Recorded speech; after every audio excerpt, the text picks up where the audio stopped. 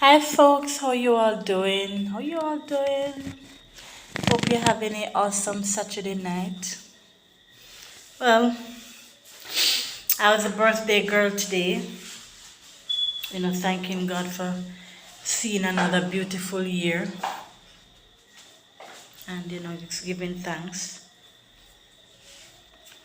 Just giving thanks, it's always important, celebrating another milestone and another year. So that's what I did today.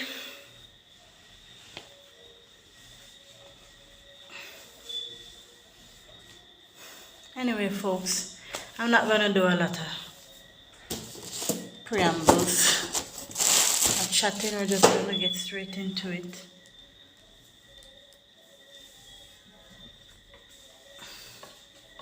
So welcome to Karen Vibes. So it's reading for the mature audience. And the name of our book that we've been reading is Flowers in the Attic. And it's written by Virginia Andrews and narrated by moi. I'm just gonna do... No, I'm not gonna read far tonight, but I said I really wanted to come on and get some reading done. So we're just gonna get into it. So if you followed on the part where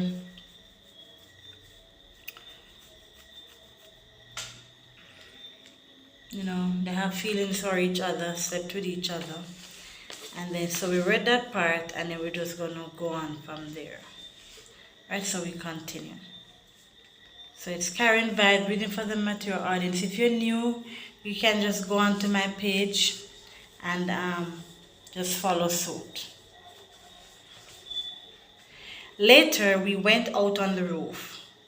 Long strings of clouds blew across the face of the full moon, so it would duck and hide, then peek out again and on the roof. Let me start back. Later, we went out on the roof. Long strings of cloud blew across the face of the full moon, so it would duck and hide, then peek out again. And on the roof, on a night that was made for lovers, we cried in each other's arms. He hadn't meant to do it, and I had meant never to let him. The fear of the baby that might be the result of one single kiss on mustached lips rose high in my throat and hesitated on my tongue. It was my worst fear, more than hell or God's wrath. I feared giving birth to a monstrous baby, deformed, a freak, an idiot. But how could I speak of this? Already he was suffering enough. However, his thoughts were more knowledgeable than mine. So she's worried now that she probably might be pregnant and stuff. So, guys, let's read on and see. What happens. The odds are all against a baby, he said fervently. Just one time there. What am I doing? Folks, forgive me. The odds are all against a baby, he said fervently. Just one time. There won't be a conception. I swear there won't be another time, no matter what. I'll castrate myself before I let it happen again. Then he had pulled me tightly against him, so I was crushed so hard it hurt. It hurt my ribs. Don't hate me, Kathy. Please don't hate me. I didn't mean to rape you. I swear to God. There's been many a time when I've been tempted and I was able to turn it off. I'd leave the room, go into the bathroom or into the attic. I'd bury my nose in a book until I felt normal again. Oh my, so he's apologizing to his sister, saying that he didn't mean it. Tight as I could, I wrapped my arms around him. I don't hate you, Chris, I whispered, pressing my head tightly against his chest. You didn't rape me. I could have stopped you if I'd really wanted to. All I had to do was bring my knee up hard, where you told me to. It was my fault, too. It was my fault, too. Oh, yes, my fault, too. I should have known better than to kiss Mommy's handsome young husband. I shouldn't have worn skimpy little see-through garments around a brother who had all a man's strong physical needs, and a brother who was always so frustrated by everything and everyone. I had played upon his needs, testing my femininity, having my own burning yearnings for fulfillment. So Kathy's not blaming him. I guess they're saying, we're both at fault. It was a peculiar kind of night. As if fate had planned this night long ago, and this night was our destiny, right or wrong. It was darkness lit by the moon, so full and bright, and the stars seemed to flash Morse code beams to one another. Fate accomplished.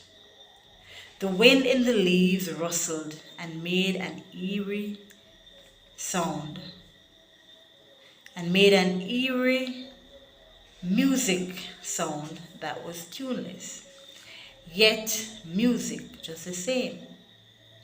How could anything as human and loving be ugly on such a beautiful night as this one? Perhaps we stayed too long on the roof. The slate was cold, hard, rough. It was early September. Already, the leaves were beginning to fall, so soon to be touched by the winter's frosty hand. Hot as hell in the attic. On the roof, it was beginning to turn very, very cold.